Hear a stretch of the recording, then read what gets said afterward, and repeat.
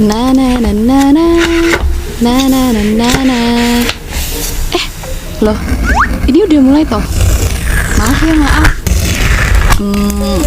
Annyeonghaseyo. Jenen kinantimnida. Halah, sok-sokan Korea. Mungkin itu kali ya yang ada di benak pikiran kalian. Hehe. Maaf ya. Gue tuh punya banyak cowok di kamar gue.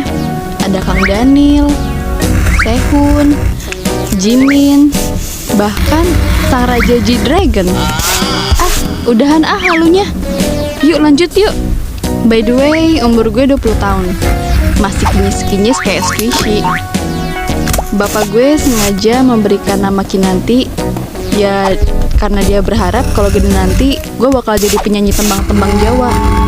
Padahal ya Bapak itu punya grup campur sari. Kalian tahu nggak campur sari itu apa? Ya gampangnya itu kayak Lord of Sadness Didi Kempot gitulah.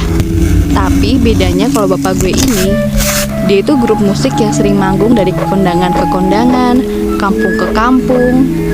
Pas gue baru lahir, owe, bapak udah berandai-andai kalau gue bakal jadi penyanyi sehebat ibu. Gue akuin kalau ibu emang penyanyi sinden yang populer di kalangan grup campur sari. Grup Mekarsari memang yang paling laris manis Tanjung Kimpul pada waktu itu. Ibu gue adalah sang Maradona. Maaf, maksudnya primadona. Pas gue masih kecil, ibu ngajarin gue nyanyi campur sari.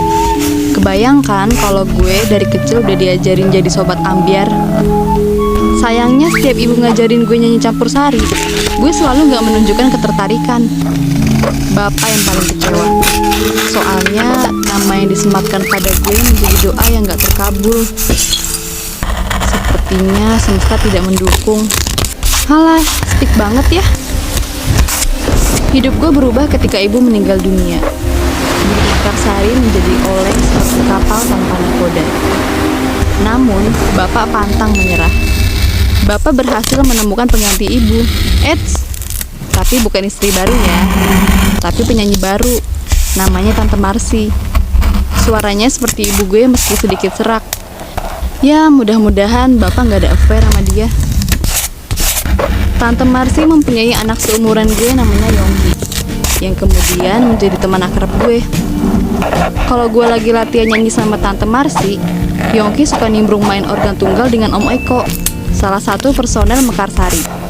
Tapi itu membuat gue gak leluasa menyanyikan lagu-lagu kesukaan gue. Sedangkan bapak pengennya gue nyanyi lagu campur sari gitu. Ya bukannya gue gak suka dengan tembang campur sari sih, tapi gue ngerasa kalau jenis suara gue tuh gak cocok. Ya durhaka dikit boleh lah pak. Kalau kalian bertanya kapan gue suka lagu Korea, sebenarnya pas gue masih SMA gue udah coba dengerin lagu-lagu boyband Korea. Cowok-cowoknya tuh bening-bening licin gimana gitu, rasanya pengen meluk. Sejak saat itu Yongki dan gue diem-diem latihan bawain lagu-lagu Korea. Kami berdua bahkan membuat cover lagu-lagu Korea dan menguploadnya di SoundCloud atau sekedar YouTube buat iseng-isengan. Jujur, gue gak nyangka cover lagu Korea kami mendapat sambutan baik dari teman-teman. Banyak yang reply via DM IG atau bahkan bertemu secara langsung. Hehe, jadi mayu gue tuh. Untungnya bapak gue bukan orang yang update. Dia gak tahu Instagram, YouTube, ataupun SoundCloud. Jadi gue bisa mengekspresikan diri gue secara bebas, ya asal sopan.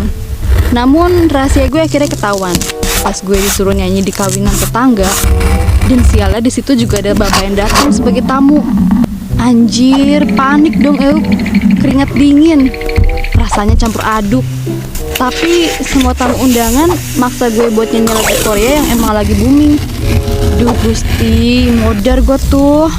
So, gue nggak segera mengiyakan request mereka. Soalnya ada bapak gue di situ. Coba ada tukang oplos keliling, pasti bapak nggak ngenalin. Tapi mereka maksa terus sampai akhirnya Yongki segera mengambil alih organ tunggal dari tangan Om Eko. Ya mau gak mau, gue harus berani menyanyikan lagu ikon Love Scenario. Please Bobby Opa, give me a hug. Pesta pernikahan itu malah jadi mirip konser.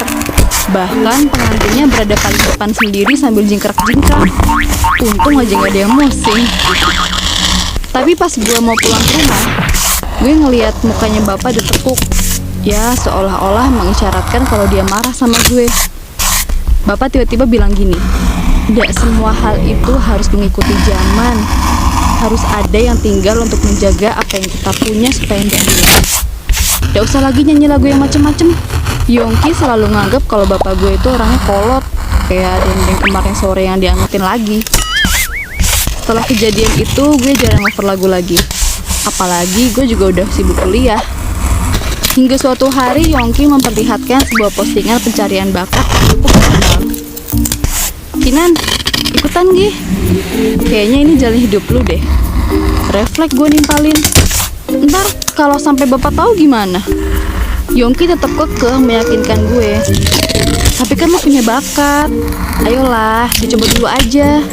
Yang penting lu jadi diri sendiri." Setelah seminggu lamanya gue memikirkan tawaran Yongki, akhirnya gue menyetujuinya. Toh, ini cuma coba-coba doang. Ya menang syukur, nggak menang ya aku rak popo. Pas hari H, Yongki nemenin gue ke Jogja buat ikut audisi. Menurut gue, itulah masa-masa paling mendebarkan dalam hidup gue. Selama ini gue cuma anak penggila K-pop yang berpura-pura menurut dengan kemauan bapak. Pilih dasar gue. Tapi anehnya, pas ngeliat wajah-wajah peserta lain, kecemasan gue sirna. Gue melihat banyak mimpi di wajah mereka. Dan untungnya di wajah gue juga. Nyanyi lagu yang gue mau. Bukankah ini mimpi gue? Tibalah giliran gue masuk ke ruang panas itu. FYI ya, di audisi kayak gini tuh sebelum kalian ketemu judges yang kayak di TV-TV itu, kalian harus melewati audisi dengan beberapa judges di belakang panggung. Jadi kalau kalian gagal, ya kesempatan muncul sepersekian detik di TV itu hilang. Kecuali kalau lu orangnya unik atau lucu. Nah, mayan tuh buat bahan hiburan alias bulian. Di situ ada 2 orang judges yang asing dan pastinya bukan yang gue kenal. Gue gugup banget sampai kesandung karpet. Untungnya gue nggak jatuh. Dalam hati gue ngedumel. Dasar karpet kupret. Slow aja deh, nggak usah nervous, kata salah satu judges. Terus judges yang satunya lagi nimpalin, "Yuk cepetan, kasihan yang lain di luar ngantri. Lu mau nyanyi lagu apaan?" Bang Bang Bang by Big Bang, tapi pakai aransemen sendiri. Judge cewek yang judes itu nyeletuk, "Wah, K-popper lagi nih. Yaudah, silakan dimulai." Ketika mereka nyuruh untuk mulai, gue yang biasanya pede nyanyi di depan umum, seketika grogi di depan para judges. Gue pun memulainya. Suara gue sedikit goyang di awal, namun gue bisa mengatasinya saat mulai menangkap emosi di lagunya. Gue kerahkan semua isi hati dan impian gue, dan semuanya mengalir begitu aja. Saat gue selesai bernyanyi, gue sadar ruangan itu menjadi sangat sunyi. Please deh, gak ada yang tahu lagu ini. Hello. Apa jangan-jangan mereka menyukai suara gue? Judge cowok ngomen kayak gini. Kalau belum matang kayak gini sih, gue belum. Seorang penyanyi harus bisa mengatasi kegugupannya. Dan lu kayaknya gagal deh. Jelek, rasanya berasa ditonjok Saitama. Belum selesai dengan komentar pedes ini, judge yang cewek ikutan berkomentar. Betul. Gue sih setuju, gue juga belum. Kamu jelas harus baik berlatih. 2 judges bilang gue gak lolos. Gue keluar dari ruangan itu dan menemukan wajah Yongki yang berharap cemas. Gue menggelengkan kepala dan Yongki langsung paham.